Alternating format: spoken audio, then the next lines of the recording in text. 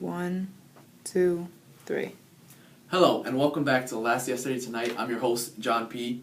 And now, as many of you already know, the mayor of Chicago was elected, our beloved Rahm Emanuel, the champion of minority and lower classes and residents of Chicago. I mean, Rahm is just so beloved that there are selfies circling around the internet of people like you and me just taking selfies with Rahm. Let's have a look.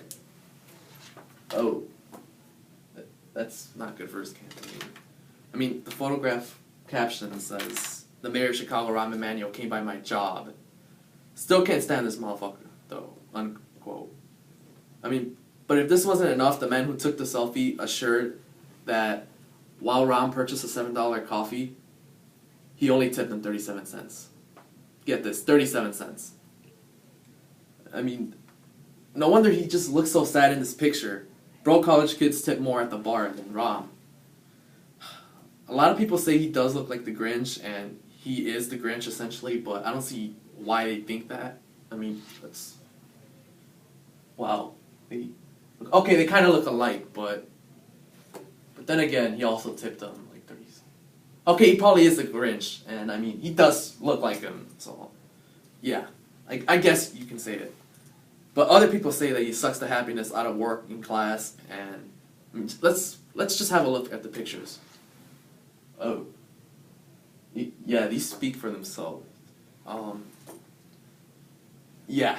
Well, I guess at this point you're wondering, how does a man who tips 37 cents and makes all the working class members just unhappy, how does he get elected? Well, one of the reasons would be gentrification.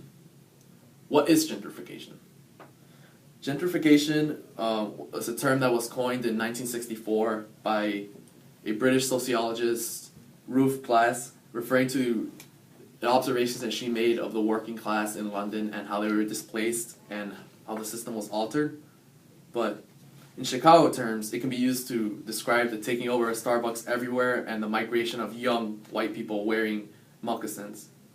Because there's nothing that says, "I appreciate your culture" quite as much as wearing the shoes that people wore while my ancestors took your land. I mean, yeah. But now, on a serious note, as these young, well-educated white people move into traditionally impoverished Hispanic communities, people who were originally living in these areas then become displaced. They become displaced because as more wealthy people move into the community, less wealthy people can no longer afford to live there. And I mean, the marketing starts making more and more revenue as large companies start setting up in the area. For example, a theoretical neighborhood, let's call it Humboldt Park. It just has an influx of hipsters lately. And I mean, they just love Starbucks so much that Starbucks enters the community. And what does this just do to the community? Well, for one, local coffee shops owned by families within that community, they just can't compete with Starbucks. I mean, hipsters are not going to go to a local coffee shop, they're going to go to Starbucks.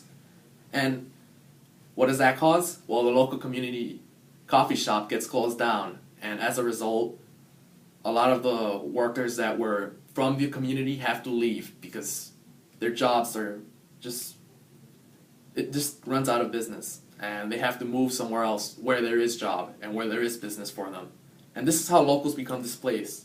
They're just forced to move into other neighborhoods. And the theoretical Humboldt Park would no longer be what it used to be.